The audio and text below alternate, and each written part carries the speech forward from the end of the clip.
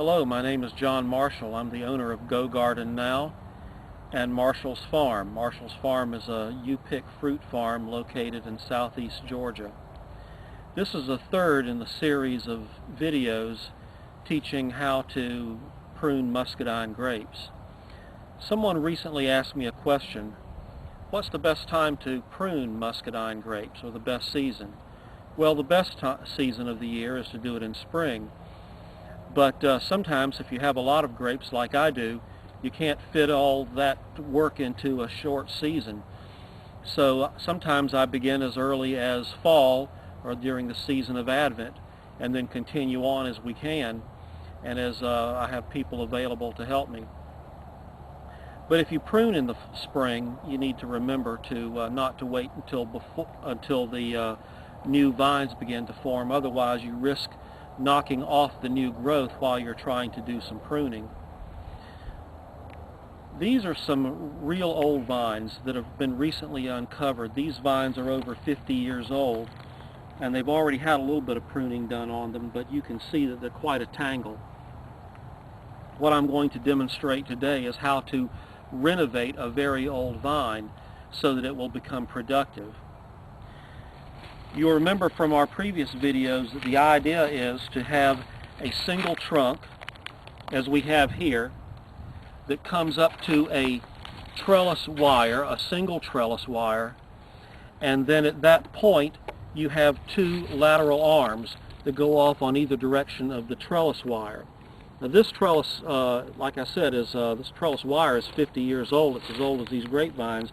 And so it's possible that as I'm working on this that it might pop. I hope not.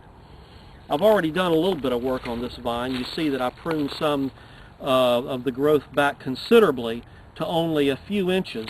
And I chose a vine to serve as an arm down this direction.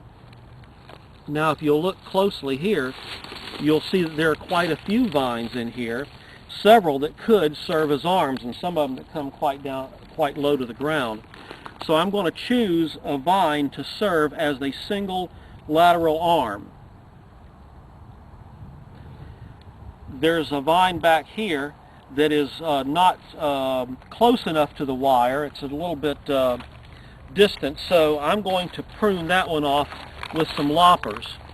And I'm going to take it off right about here. I see some regenerative tissue just inside that point where I cut. There's a little growth ring, and even though that growth ring is quite old, it shows some regenerative tissue. If you look closely here on this cut vine that I just cut, you see this little bulge right here? That is a node, and at that point new growth can begin. But I don't need that one. It's much too long for my purposes, so I'm just cut it and discarding it.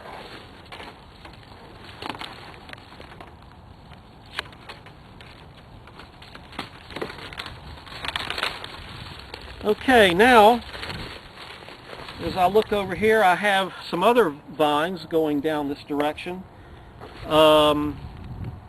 This one on top is the one that I'm going to reserve. The reason is because it's straighter, because it's longer, and goes considerably down that vine. So I'm going to reserve that one. But this other one I'm going to cut off in portions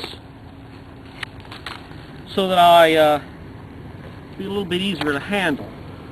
I remove that one, remove that. I'm going to take this one off right here. If you look closely, you'll see how I cut that one at that point right there. Now, as I work on down the vine a little bit, I see there's some here that will be discarded. Here are some pieces here that I'm going to reserve as secondary spurs. So I'm going to cut that one off right there. A lot of that one's diseased, if you're wondering why I'm cutting it off so closely. And over here, this one will make a nice spur. So I'm going to cut it off there and discard the rest. This one I'll cut off here closely. This one is diseased.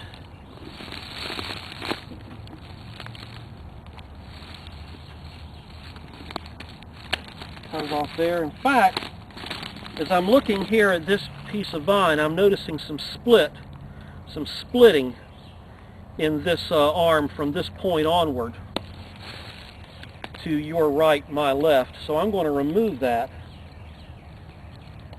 back into healthy tissue. There we have it. And that one will be discarded.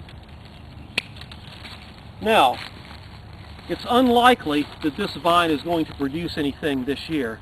It's going to have to put on some new growth, and because fresh growth from previous year, from the last 2 or 3 years has been removed, there's not a lot to work with. It's going to be a little bit retarded in its growth, but I expect that we will begin to see some growth emerge this spring and into the summer, and perhaps we'll have some fruit next year.